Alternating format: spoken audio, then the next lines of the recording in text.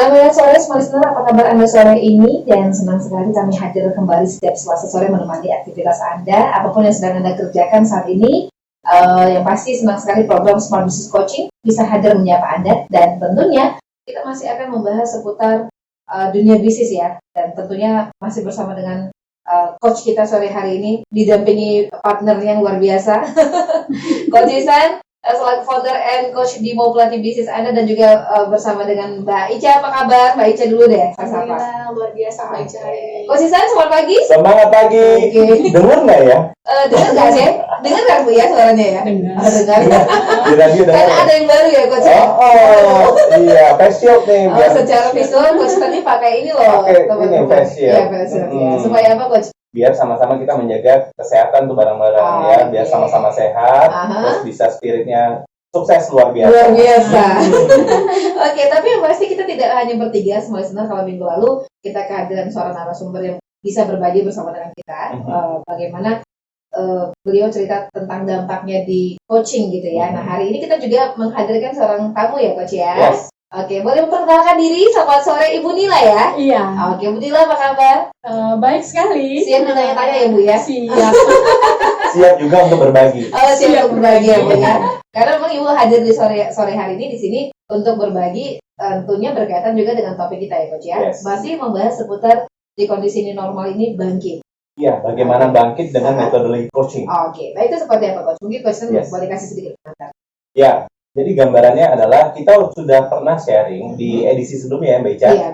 Bagaimana bangkit itu kan ada B, berani ya, A, akui kegelisahan diri.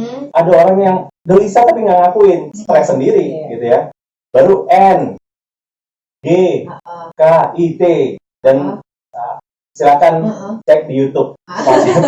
Ya. Nah, kita akan bahas bagaimana ya setiap pebisnis harus bangkit di masa pandemi ini ya. Nah, narasumber yang kita hadirkan nih ya, tamu kita hari ini adalah beliau ini luar biasa, punya bisnis ya, bisa berkolaborasi dengan banyak partner untuk mau mewujudkan 2 event yang sangat diharapkan luar biasa nih, tapi kena dampak COVID. Gitu ya. Nah, yang kita akan dapatkan pengalaman dari beliau, sharing-sharing beliau adalah bagaimana menghadapinya. Kemudian bagaimana bisa memanfaatkan kondisi ini atau menganggap ini momentum untuk bisa belajar dan bertumbuh, Mbak Ica. Oke, gitu ya. Nah, nanti mungkin Bu Nila boleh sedikit berbagi nih ya. Ya, tapi boleh sedikit remind lagi nih ke Mbak Ica dulu ya. Mbak Ica kan yang menulis skrip itu dengan luar biasa. Sedikit kita remind tentang bangkit Mbak. Ini menurut Mbak Ica seperti apa nih? Tentang cerita bangkit tema kita yang kemarin. Karena ini yang akan disaringkan oleh Bu Nila ya. Silakan dari Mbak Ica.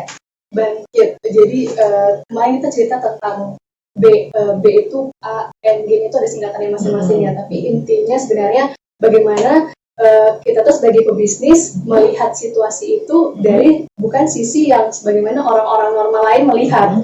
Ada suatu fenomena, ada misalnya kayak pandemi. Orang-orang kan, orang-orang normal itu melihatnya, oh aku karena pandemi nih berarti kayaknya diem dulu deh, aku nggak buat sesuatu dulu deh, aku karena kondisi lagi begini kan. Tapi kan seharusnya orang yang punya mental pemenang itu kan melihat sesuatu fenomena itu dari sisi positif.